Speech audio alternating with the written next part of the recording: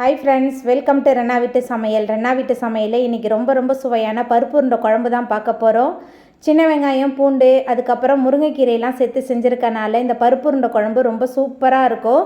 நல்லா சுட சுட சாயத்தோடு தாராளமாக குழம்பு ஊற்றி இந்த உருண்டையை உடச்சி விட்டு சாப்பிட்றதுக்கு அவ்வளவு ருசியாக இருக்கும். எளிமையான முறையில் ரொம்ப சுவையாக செய்யக்கூடிய அந்த சுவையான பருப்பு உருண்டை குழம்பு எப்படி செய்கிறதுன்னு வாங்க பார்த்துடலாம். பருப்பு உருண்டை குழம்பு பண்ணுறதுக்கு 1 டம்ளர் அளவுக்கு துவரம்பருப்பு சேர்த்துக்கலாம். கூடவே 1/2 டம்ளர் கடலைப்பருப்பு.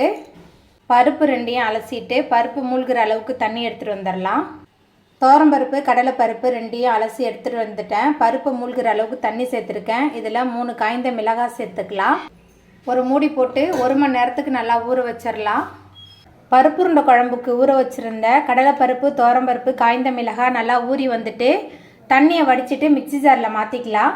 மிக்சி ஜாரில் மாற்றினதுக்கு அப்புறமா இதில் 1/2 டேபிள் ஸ்பூன் அளவுக்கு சோம்பு சேர்த்துட்டு நல்லா கொரன்னு அரைச்சி எடுத்துகிட்டு வந்துடலாம். பருப்பு உருண்டை குழம்புக்கு ஊற வச்சுருந்த பருப்பு எல்லாத்தையும் இந்த அளவுக்கு நல்லா கொரப்பாக அரைச்சி எடுத்துகிட்டு வந்துட்டேன். இப்போ இதிலேருந்து கொஞ்சமாக எடுத்து தனியாக வச்சுக்கலாம். இதில் உருண்டைக்கு தேவையான அளவுக்கு உப்பு சேர்த்துக்கலாம்.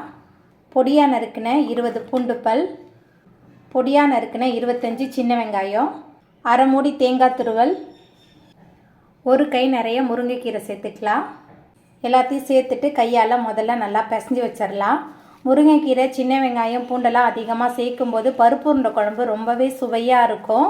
பருப்பு உருண்டை குழம்புக்கு ரெடி பண்ண வெங்காயம், பூண்டு எல்லாத்தையும் சேர்த்துட்டு நல்லா கலந்ததுக்கு அப்புறமா இந்த மாவு கலவையிலேருந்து ஒரு உருண்டையை எடுத்து இந்த மாதிரி நல்லா உருட்டி பார்த்தோமா உருட்டுற பக்குவத்துக்கு வரணும்.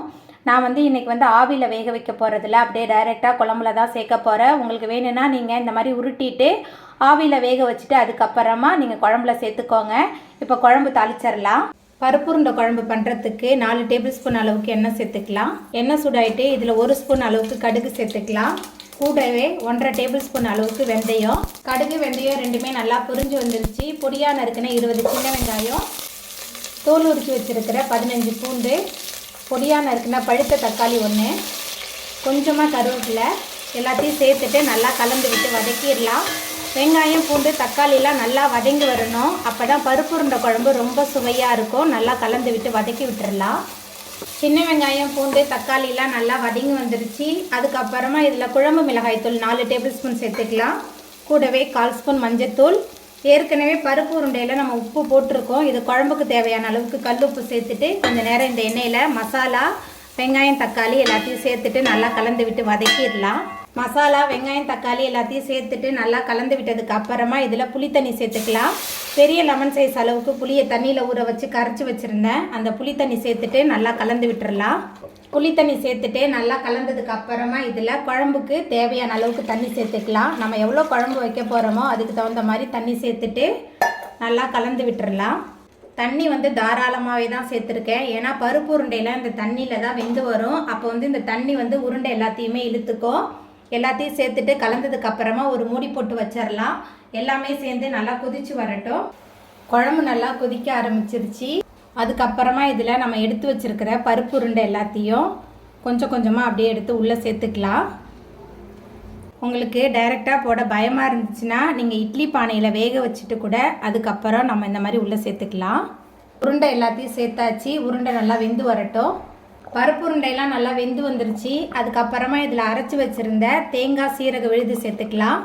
அப்புறமா நம்ம அரைச்ச பருப்புலேருந்து கொஞ்சம் பருப்பு எடுத்து வச்சுருந்தோம். அதை தண்ணியில் கரைச்சி வச்சுருந்தேன். அந்த இதையும் சேர்த்துக்கலாம். கரண்டிலாம் எதுவுமே போட்டு கிண்டாமல் இந்த மாதிரி 2 ஆட்டை ஆட்டி விட்டோமா எல்லா பக்கமுமே சமமாக உருண்டை நல்லா வெந்து வந்துடும். எல்லாமே சேர்ந்து நல்லா கொதித்து வெந்து வரட்டும். எல்லாமே சேர்ந்து நல்லா கொதித்து ரொம்ப சுவையான பருப்பு உருண்டை குழம்பு ரொம்ப சூப்பராக ரெடி ஆகிட்டு நல்லா சுட சுட சாயத்தோட இந்த உருண்டை குழம்போட உருண்டையை வச்சு சாப்பிட்றதுக்கு ரொம்ப சூப்பராக இருக்கும். ஒரு உருண்டை கூட உடையில பாருங்கள். நம்ம எப்படி சேர்த்தோமோ அதே மாதிரியே வந்துடுச்சு. இப்போ நம்ம அடுப்பு ஆஃப் பண்ணிடலாம். அவ்வளோதாங்க, ரொம்ப சுவையான பருப்பு உருண்டை குழம்பு சூப்பராக ரெடி ஆகிட்டு. இந்த சுவையான பருப்பு உருண்டை குழம்பை நீங்களும் உங்கள் வீட்டில் செஞ்சு பாருங்கள். இந்த வீடியோ உங்களுக்கு பிடிச்சிருந்தா லைக் பண்ணுங்கள், ஷேர் பண்ணுங்கள், கமெண்ட் பண்ணுங்கள், சப்ஸ்கிரைப் பண்ணுங்கள். அப்படியே பக்கத்தில் உள்ள பெல் பட்டனையும் கிளிக் பண்ணிடுங்க. தேங்க்யூ.